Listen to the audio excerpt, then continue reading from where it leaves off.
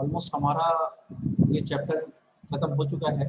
So let us try to solve some of the numerical problems.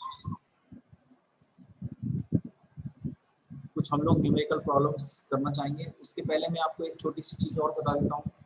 वैसे जैसा आप लोग जानते हो कि सिलेबस से ये हट चुका है, ये वाला want Hoff factor.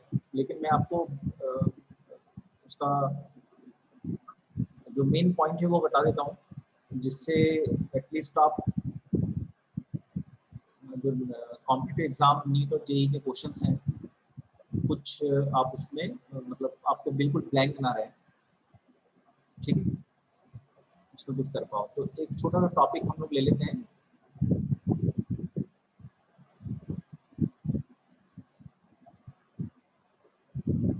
Want Hoff factor. Want Hoff factor इसको हम लोग आई से शो करते हैं। बेसिकली ये क्या होता है कि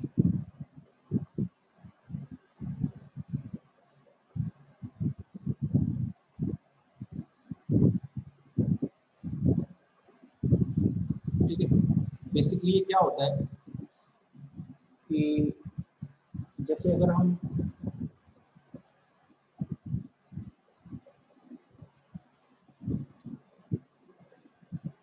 जो लोग नए आए हैं उनको मैं फिर से बता दूं कि हमारा सॉल्यूशन चैप्टर खत्म हो चुका है।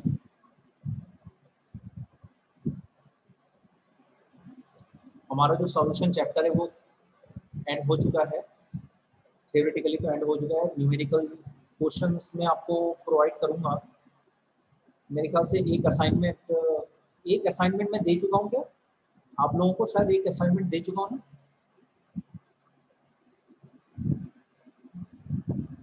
एक असाइनमेंट आपको दे चुका हूँ ना मैं? मेरे को लग रहा है मैंने दे चुका हूँ। क्यों भाई, कुछ कोई बोलो, किसी ने सॉल्व किया है? पूर्वा और कौन है? हाँ, संदीप बोल रहा है। हाँ, तो आप लोगों ने उसको सॉल्व किया हुआ है ना?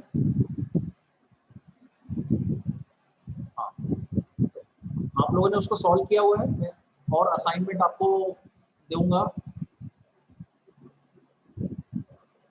मैं आपको आज कल 2-3 दिन में और असाइनमेंट देते, कुछ असाइनमेंट देते जाऊंगा। तो आप लोग न्यूमेरिकल क्वेश्चंस की प्रैक्टिस करते जाएंगे, ठीक है? वो असाइनमेंट सॉल्व करेंगे,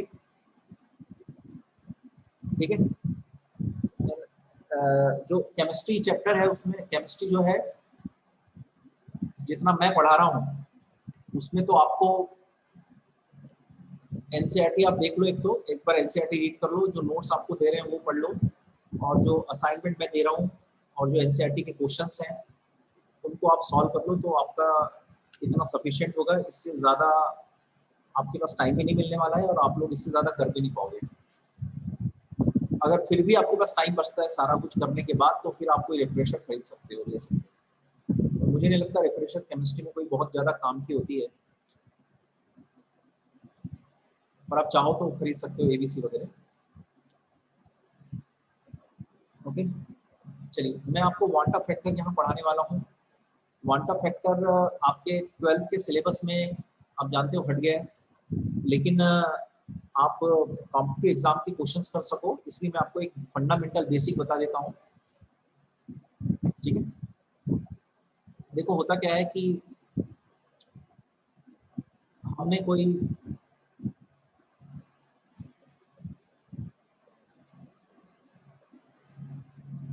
सॉल्यूशन लिया, ये सॉल्यूशन है NaCl का, तो हमने इसमें NaCl डाला, ठीक है? हमने NaCl के कितने पार्टिकल्स डाले? मान लिया 10 NaCl के पार्टिकल्स हमने डाल दिए। हम लोगों ने ये पढ़ा है कि जो कॉलिगेटिव प्रॉपर्टीज होती है ये डिपेंड करती है किस पर? नंबर ऑफ सॉल्यूट पार्टिकल्स पर डायरेक्टली डिपेंड करती है, और नेचर पे डिपेंड नहीं करती। मतलब वो जो सॉल्यूट आपने लिया है वो पोलर है, नॉन पोलर है, इलेक्ट्रोलाइट है, नॉन इलेक्ट्रोलाइट है, ऑर्गेनिक है, इनऑर्गेनिक है, इस पे डिपेंड नहीं करती नंबर ऑफ पार्टिकल। ठीक है, तो क्वालिटेटिव प्रॉपर्टी बहुत सारी होती है, हम 4 हमने पढ़ा है। तो मान लिया इलेवेशन इन बॉइलिंग पॉइंट हमने लिया, जब हम इसको डालते हैं किसी सॉल्यूट को तो आप जानते हो बॉइलिंग पॉइंट एलिवेट हो जाता है, इतना सब लोग जानते हैं। मुझे मैसेज कर करके आप लोग यस या नो बोलते जाइए ताकि मुझे आइडिया लगते रहे कि आप लोगों को समझ में आ रहा है। तो आप जब इसमें सॉल्यूट डालते हैं तो इसका बॉइलिंग पॉइंट बढ़ जाता है, ये हम कर चुके हैं already, elevation boiling point.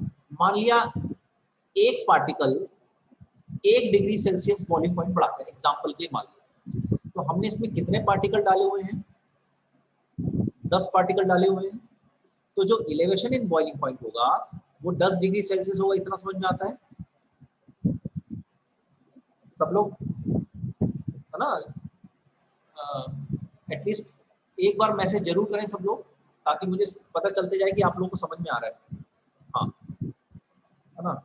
Okay, तो elevation in boiling point 10 degree Celsius होगा।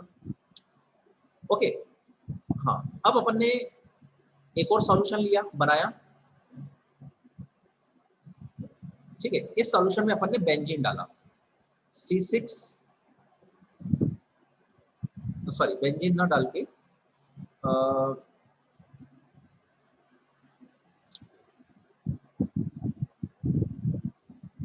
मान लो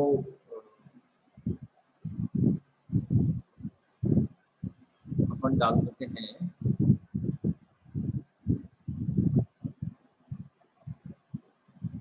इनऑर्गेनिक में नेपथलीन डाल, नेपथलीन पानी में बहुत कम डिसॉल्व है। मान लिया हमने उसके पार्टिकल डाला, तो उसके कितने पार्टिकल डाला अपन ने? 3, 4, 5, 6, 7, 8, 9, 10 पार्टिकल। तो इसका भी एक पार्टिकल, क्योंकि कोलिगेटिव प्रॉपर्टी इस बात पे डिपेंड नहीं करती कि हमने कौन सा सॉल्यूट डाला है, बल्कि इस बात पे डिपेंड करती है कि नंबर ऑफ सॉल्यूट पार्टिकल्स कितने हैं। तो यहाँ नंबर ऑफ सॉल्यूट पार्टिकल 10 हैं, यहाँ भी हमने इसके कितने पार्टिकल लिए हैं? 10। तो यहाँ भी जो एलिवेशन इन बॉइलिंग पॉइंट होगा वो ऑब्वियसली 10 डिग्री सेल्सियस होगा। ये बात बिल्कुल क्लियर है। चाहे नेपथलीन, यानी नेपथलीन कैसा होता है? ऑर्गेनिक सॉलिड होता है। ऑर्गेनिक सॉलिड की क्या खासियत होती है? ऑर्गेनिक सॉलिड नॉन पोलर होते हैं। नॉन पोलर क्या काम करते हैं? नॉन पोलर डिसोसिएट नहीं होते। तो अब अपने ये डाल दिया, अब हुआ क्या कि हमने इसका भी 10 डिग्री सेल्सियस बढ़ना चाहिए एलिवेशन इन बॉइलिंग पॉइंट, और इसका भी 10 डिग्री होना चाहिए। पर जब इसको एक्सपेरिमेंटली देखा तो ये तो कैलकुलेटेड है अपना, क्योंकि हम बोले एक पार्टिकल एक करता है। लेकिन जब इसको एक्सपेरिमेंटली देखा गया तो एक्सपेरिमेंटली इसका जो इंक्रीज इन टेम्परेचर है वो 20 डिग्री सेल्सियस आ गया। होना चाहिए था 10 डिग्री पर आ गया 20। ऐसा क्यों हुआ? तो जब पता किया गया तो हम तो ये पता चला कि जो NaCl है वो तो स्ट्रॉन्ग इलेक्ट्रोलाइट है। NaCl स्ट्रॉन्ग इलेक्ट्रोलाइट है। स्ट्रॉन्ग इलेक्ट्रोलाइट क्या होते हैं? जो पानी में जाकर कंप्लीटली डिसोसिएट हो जाते हैं। तो अब जब अपन ने इसका एक पार्टिकल लिया तो ये 2 पार्टिकल में डिवाइड हो गया। तो जब अपन ने इसके 10 पार्टिकल लिए तो 10 Na+ आए और 10 Cl- आए। तो टोटल नंबर ऑफ पार्टिकल 10 ना रहकर अब कितने हो गए? 20। और जब 20 पार्टिकल हो गए और हमने मान लिया है कि 1 डिग्री एक पार्टिकल के द्वारा बढ़ता है, तो इसका टोटल कितना बढ़ेगा? 20 डिग्री बढ़ेगा। जबकि नेपथलीन या कोई भी ऑर्गेनिक कंपाउंड हम जब लेते हैं तो ऑर्गेनिक कंपाउंड पानी में डिसोसिएट नहीं होता है। जब डिसोसिएट नहीं होता है, या ऑर्गेनिक सॉल्वेंट को, अगर हम ऑर्गेनिक कंपाउंड को ऑर्गेनिक में सॉल्वेंट में ले लें, बेंजीन में ले लें, बेंजीन में अगर नेपथलीन ले लेंगे तो घुल जाएगा, वाटर में तो ना के बराबर घुलेगा, पर बेंजीन में पूरी तरह से घुल जाएगा। तो बेंजीन में जब नेपथलीन घुलता है तो नेपथलीन अपने पार्ट्स में डिसोसिएट नहीं होता है। नेपथलीन का एक मॉलिक्यूल पूरा मॉलिक्यूल रहता है, वो डिसोसिएट नहीं होता है। लेकिन जब पानी में NaCl डालते हैं तो NaCl डिसोसिएट हो जाता है और नंबर ऑफ पार्टिकल डबल हो जाते हैं, क्योंकि NaCl कंप्लीटली डिसोसिएट होता है। तो इसका मतलब है कि NaCl के केस में हम जो एक्सपेक्ट कर रहे थे कि हमने 10 पार्टिकल डाला, वो एक्चुअल में कितना हो गया? 20। तो हम इसको वांटाप ने क्या किया, इसको उसने बोला, वांटाप ने इसको एक वांट ऑफ, इसने क्या बोला कि मैं एक प्योर नंबर डिफाइन कर देता हूं, और उस प्योर नंबर को उसने वांट ऑफ फैक्टर का उसने बोला आई इज नथिंग बट, इसके पहले एक चीज और देख लो, जैसे एलिवेशन इन बॉइलिंग पॉइंट, ये हमारा कैलकुलेटेड वाला है, और ये हमारा कौन सा वाला है, एलिवेशन इन बॉइलिंग पॉइंट, ये हमारा जो आया मतलब एक्सपेरिमेंटली। जरा ध्यान से इसको अच्छे से समझ लेना, एक बार समझ लोगे तो हो जाएगा। कैलकुलेटर है, अब हमारा कैलकुलेटेड कितना आना चाहिए था, हमने 10 पार्टिकल डाला था तो हम बोल रहे थे 10 डिग्री सेल्सियस आना चाहिए, पर कैलकुलेट कितना आया 20 डिग्री सेल्सियस। ये क्यों आया, क्योंकि हमने यहाँ 10 पार्टिकल डाला था,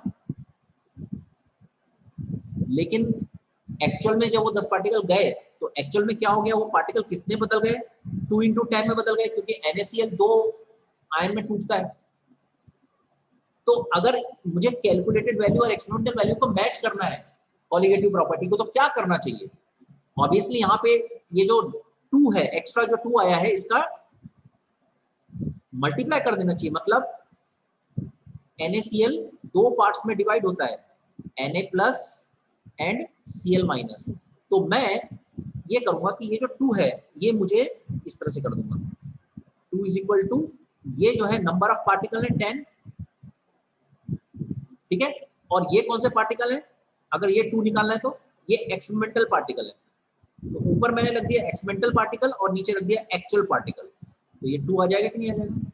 तो इसी को क्वांटम फैक्टर कहते हैं। इसमें हम ये लेते हैं एक्सपेरिमेंटली, मतलब number of particle, number of particles, experimental मतलब जब हमने डाल दिया उसके बाद, आफ्टर डिसोसिएशन और एसोसिएशन, एसोसिएट भी हो सकते हैं, यानी 2 पार्टिकल मिलकर 1 पार्टिकल बना सकता है, उसकी भी एग्जांपल अभी हम देखेंगे। Upon initial number of particles, जैसे इस केस में मुझे निकालना है, तो बताओ डिसोसिएट होके टोटल कितने पार्टिकल बने, डिसोसिएट होके कितने पार्टिकल, ये अपन ने 10 लिए थे और ये 10 और ये 10, तो डिसोसिएट होके कितने पार्टिकल बने 20, और पहले कितने पार्टिकल थे 10, तो इसका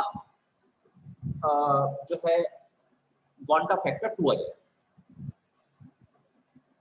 ठीक है। क्वांटम फैक्टर को मल्टीप्लाई कहां करना पड़ेगा, सोचो मुझे अगर इसको और इसको इक्वेट करना है तो मुझे 2 को मल्टीप्लाई यहां करना पड़ेगा कि नहीं करना पड़ेगा, तो क्वांटम फैक्टर का मल्टीप्लाई इसमें करेंगे, तो डेल्टा टीवी जो हमने पहले क्या बोला था डेफिनेशन डेल्टा टीवी की,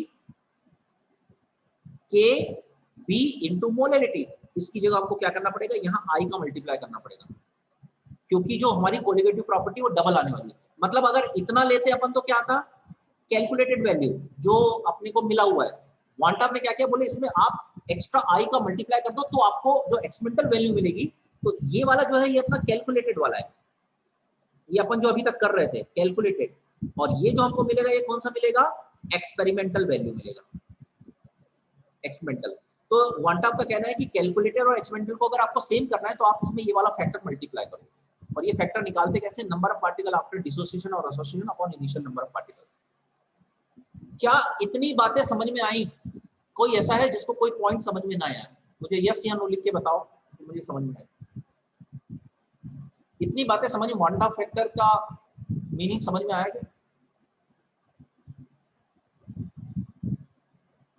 क्या इतनी बातें समझ में आई सबको,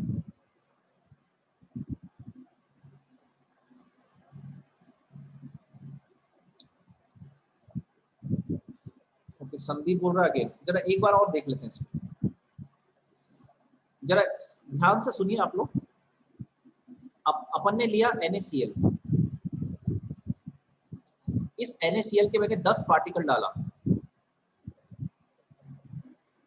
मान लिया एक पार्टिकल 1 डिग्री सेल्सियस बढ़ाता है, तो इसका टोटल टेम्परेचर कितना बढ़ना चाहिए, बॉइलिंग पॉइंट कितना बढ़ना चाहिए, elevation in boiling point 10 degree Celsius होना चाहिए, ठीक है। तो ये मेरा कैलकुलेटेड हुआ, मैं ऐसा कैलकुलेशन अपने माइंड में कर रहा हूँ, ये ऐसा ऐसा होना चाहिए, 10 पार्टिकल मैंने डाला, एक पार्टिकल 1 डिग्री बढ़ाता है तो 10 पार्टिकल 10 डिग्री बढ़ाएगा, पर जब एक्सपेरिमेंट किया मतलब जब एक्चुअल वहां गया NaCl जब पानी में गया तो NaCl नहीं रहा, बल्कि वो तो Na प्लस और Cl माइनस में कन्वर्ट हो गया। अब अगर 10 पार्टिकल NaCl के लिए हैं तो 10 पार्टिकल Na प्लस के बनेंगे, 10 पार्टिकल Cl माइनस के बनेंगे। तो यहाँ टोटल नंबर ऑफ पार्टिकल हो जाएंगे 2 × 10 मतलब 20। आपको पता है ये एक कोलिगेटिव प्रॉपर्टी है, और कोलिगेटिव प्रॉपर्टी केवल इस बात पे डिपेंड करती है कि सॉल्यूट के नंबर ऑफ पार्टिकल्स कितने हैं।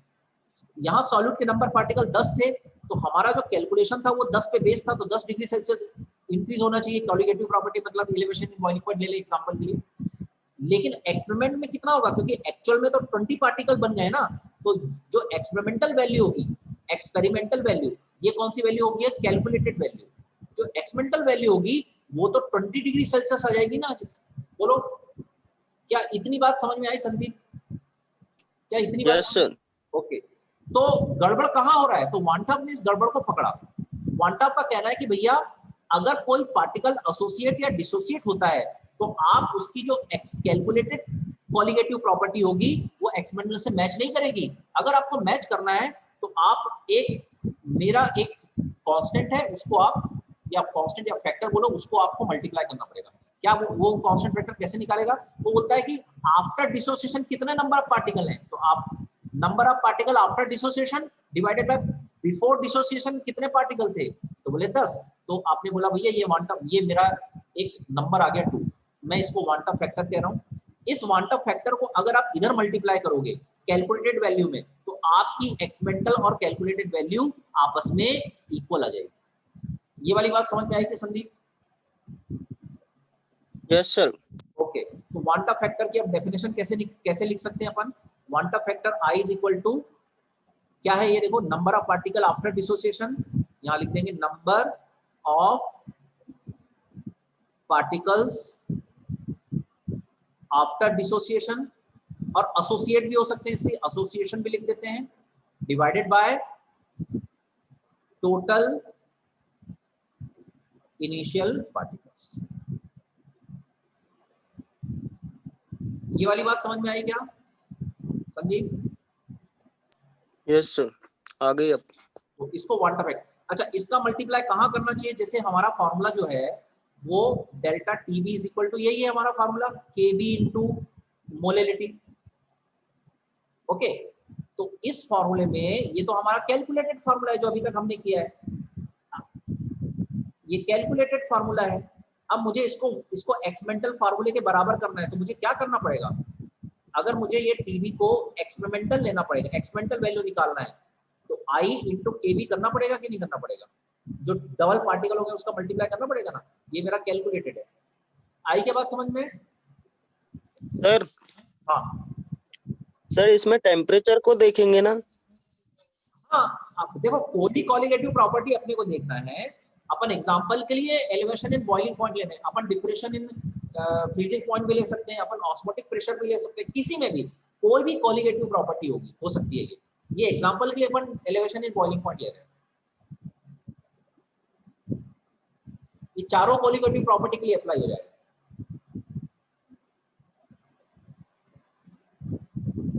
आया समझ में? Yes sir. ओके, अच्छा ये वाली जल्दी से बताओ, आप लोग जल्दी से बताओ, ये वाली चीज समझ में आई क्या? ये वाली और इसमें क्या अंतर है? ये दोनों में अंतर समझ में आया क्या? और आप लोग भी बोलो, भी बाकी लोग बोलो, क्या इन दोनों में अंतर समझ में आया क्या? Yes sir. ये कौन सी वैल्यू है? कैलकुलेटेड। जो अपन फॉर्मूला से कैलकुलेट करेंगे, और ये कौन सी वैल्यू है? एक्सपेरिमेंटल। Experimental value. तो क्या वांटा फैक्टर का एक और फॉर्मूला बन सकता है? देखो आई का एक और फॉर्मूला बन सकता है। इसमें और दोनों में क्या फर्क है?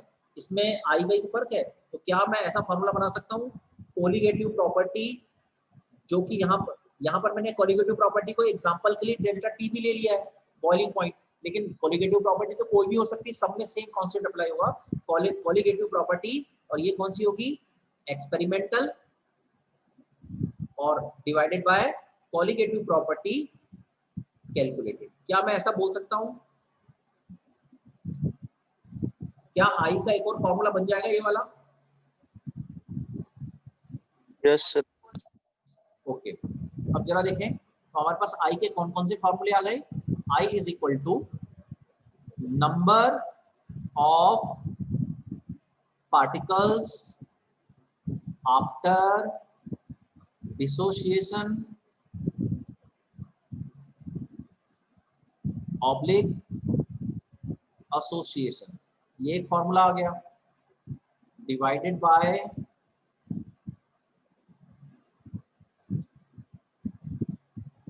Number of particles initially. दूसरा फॉर्मूला क्या आ गया, colligative property experimental divided by colligative property calculated. Calculated कहां से, फ्रॉम ओल्ड फॉर्मूले। अच्छा, क्या मैं ये वाली चीज आपको पहले बताया हूं, क्या आपको ये वाली चीज समझ में आती है क्या?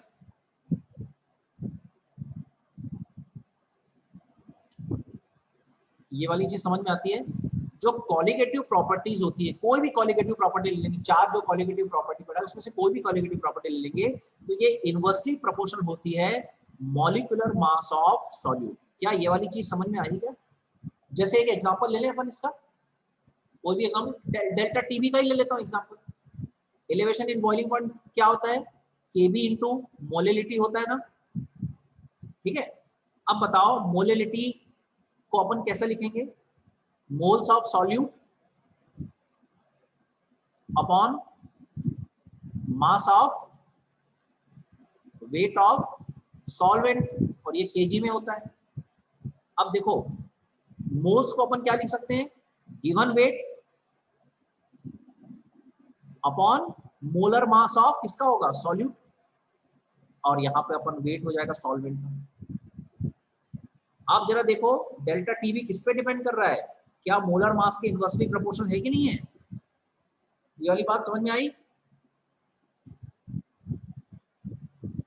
ठीक है, तो कॉलिगेटिव प्रॉपर्टी किसके इनवर्सली प्रोपोर्शनल होती है, कोई भी कॉलिगेटिव। इसी को डेल्टा टीएफ भी मोलिलिटी पे डिपेंड करता है, कंसंट्रेशन पे, ऑस्मोटिक प्रेशर पे डिपेंड करता है, और मोल फ्रैक्शन पे, relative lowering in vapour pressure depend करता है।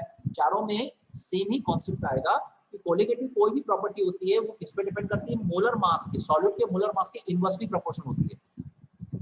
अगर इनवर्सली प्रोपोर्शनल है तो क्या इसको ऐसा लिखा जा सकता है, देखो 1 अपॉन मोलर मास, ये कौन सा होगा एक्सपेरिमेंटली, और 1 अपॉन मोलर मास ये कौन सा होगा कैलकुलेटेड।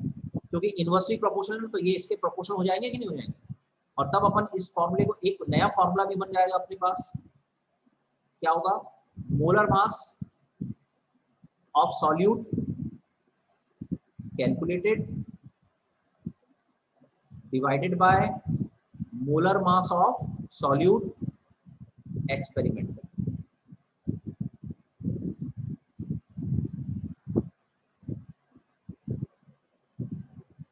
क्या ये वांटा फैक्टर यहां तक समझ में आ गया सबको? Anyone who has not understood the concept of quantum factor till now? Anyone?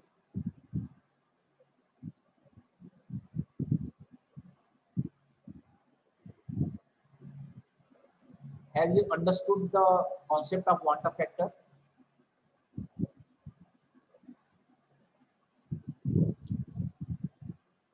Have you understood? Okay. Okay. So I'm going to give you. अच्छा, so अब हमारे पास ये एक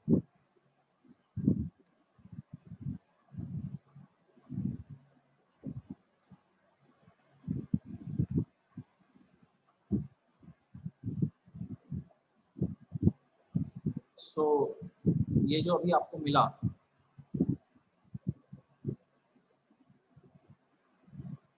these are very very important formula.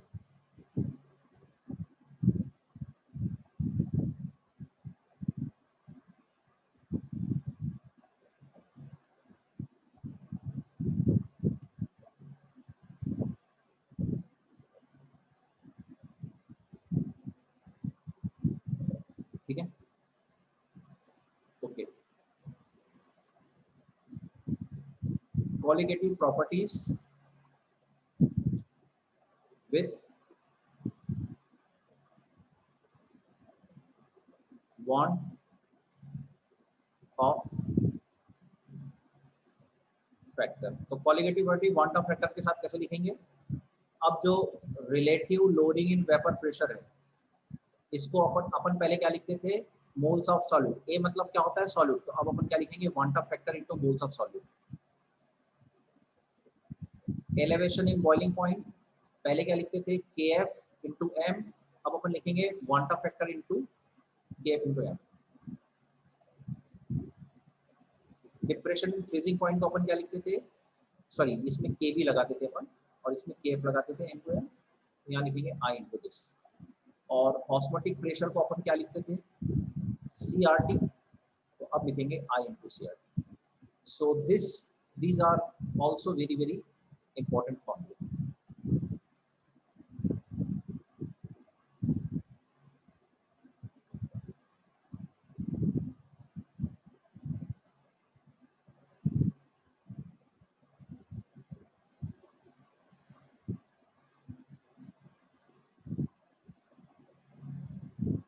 Okay, so can we move forward? That is on numericals. आज मैं इसके कुछ numericals कराऊंगा, आपको असाइनमेंट्स दूंगा और वो असाइनमेंट्स आप सॉल्व करिए, एनसीईआरटी सॉल्व करिए,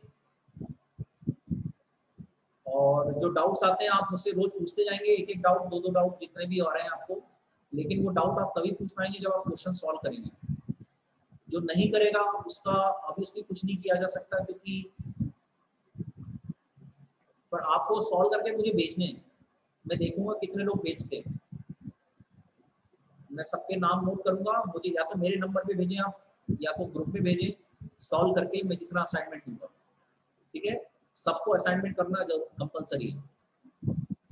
ये नहीं होगा कि सर मेरे पास टाइम नहीं है। ओके, क्या इसका एक आध न्यूमेरिकल मैं आपको कराऊं? Yes sir. ओके, चलिए एक क्वेश्चन हम कराते हैं। इसके एक क्वेश्चन का एक क्वेश्चन है, determine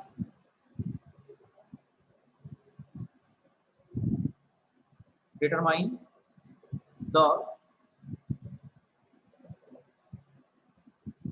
amount of CaCl2। I इसका दिया हुआ है 2.47। अब ये 2.47 क्यों गिवन है? इसका मतलब है CaCl को 100% डिसोसिएट नहीं हो रहा है, थोड़ा थोड़ा डिसोसिएट हो रहा है, कुछ कम हो रहा है। डिसोसिएटेड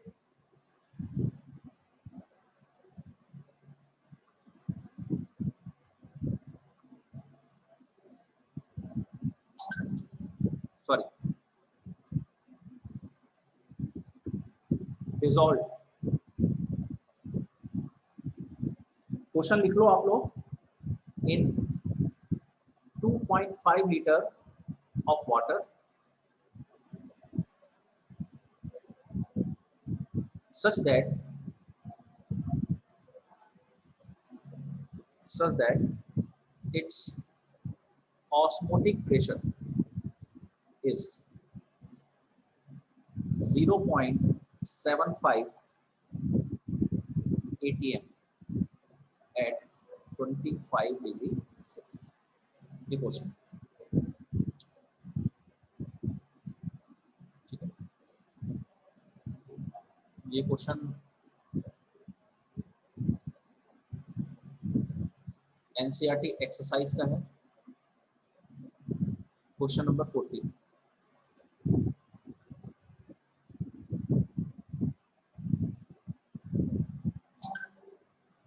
ठीक है, इसको सॉल्व कैसे करें? तो जब भी क्वेश्चन में बात किया वांट ऑफ फैक्टर की, तो हम अब हमारा फॉर्मूला क्या बन जाएगा? Pi is equal to van't Hoff factor के साथ आई सी आर टी। ठीक है, आई सी क्या होता है? Molarity, moles of solute upon molar mass of solute RT। इसको अपन क्या लिख सकते हैं, I given weight of solute, solute को हम लोग A से शो कर रहे हैं ना, अपॉन, मैंने एक छोटी सी मिस्टेक कर दिया, यहाँ पे पहले क्या आएगा, वॉल्यूम ऑफ सॉल्यूशन। तो अब मोल को क्या लिखेंगे, given weight upon molar mass of solute into volume RT। So given weight is equal to pi into m into v upon I। तो ये अपना फॉर्मूला यहाँ तैयार। तो ये क्वांटम फैक्टर का यहाँ यूज है। पाई कितना बोला है उसने, सारी वैल्यूज हम लोग रखेंगे। सबसे पहले तो मोलर मास निकाल लें, Na। मोलर मास कैसे निकालेंगे, कैल्शियम का होता है 40 और 2 इंटू 35.5। ये मैं उन लोगों के लिए कैलकुलेट, वैसे मुझे इसके देखा जाए तो मुझे इसके आगे सॉल्व करने की जरूरत नहीं है, ये वैल्यू पुट करके आपको खुद ही निकालना चाहिए। पर कुछ लोगों का कहना है कि भाई उनको थोड़ा कैलकुलेशन में प्रॉब्लम होती है, स्पेशली जो बायोलॉजी वाले हैं, तो मैं उनके लिए ये कैलकुलेशन करके बता रहा हूँ। अदरवाइज तो आपको ये खुद सॉल्व करना चाहिए। तो कैलकुलेशन जिनको नहीं समझ में आता कैलकुलेशन कैसे करना चाहिए वो देख लो, क्योंकि अच्छा जितनी प्रैक्टिस करेंगे उसी से कैलकुलेशन इंप्रूव होगा। तो ये हो जाएगा 40, ये हो जाएगा 71, so this will be 111 gram per मोल।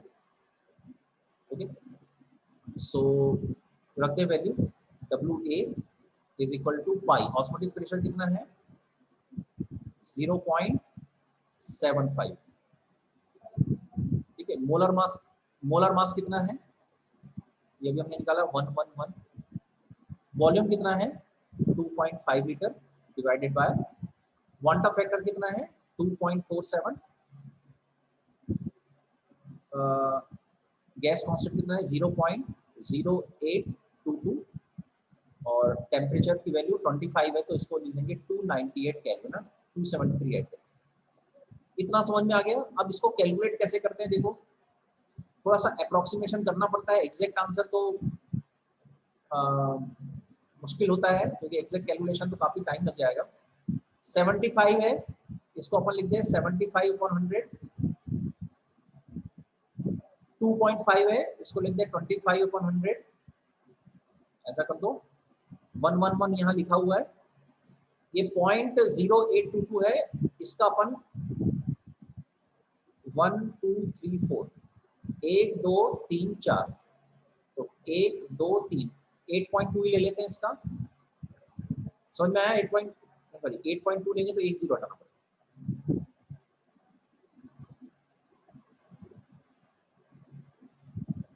ठीक है, ये डेसिमल को अपन ने 1 2 यहाँ लाया है तो 2 0 यहाँ लगा दिए। ओके, उसके बाद क्या बच गया यहाँ पे अच्छा ये 2.47 है, इसको अपन 2.5 ले सकते हैं, और ये 298 है, इसको लगभग अपन 300 ले सकते हैं। समझ में आया क्या कैलकुलेशन। अब देखो क्या क्या सॉल्व हो रहा है, 100 से ये 100 कैंसिल हो गया, ठीक है। अब देखो इसको मैं 1110 ले लेता हूँ, तो मैंने लिया 75 इंटू 25, इसको मैं 110 ले लेता हूँ, ये 100 है ही मेरे पास, ये 8.2 को मैं 8 ले लेता हूँ। कैसा कर सकते हैं, और ये 2.5 है तो इसको मैं 25 ले लेता हूँ, और ये डेसिमल का 1 0 ऊपर ले लेता हूँ, और यहाँ पे 300। 25 से 25 कैंसिल हुआ, 1 0 से 1 0 कैंसिल हुआ, दूसरा 0 इससे कैंसिल हो गया, तो अब अपने पास बच गया 11 into 75 upon 300।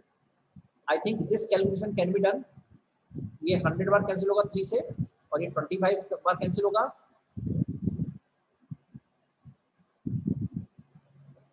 Divided by 100, that is 2.75 gram.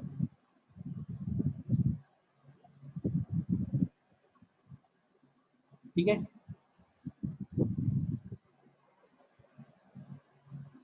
Exact answer थोड़ा सा ज्यादा आ रहा है, 3.4 आ रहा है, बहुत ज्यादा हमने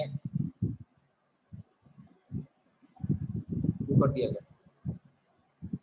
अच्छा ये 8 नहीं लिया अपन ने, 8 लिया था क्या, ये वाला 8 नहीं लिया था ना अपन ने, हाँ ये 8 भी आएगा ना, तो 8 भी यहाँ आएगा।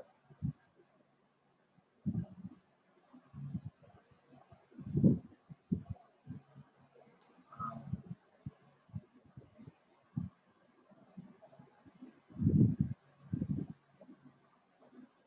चलो इसको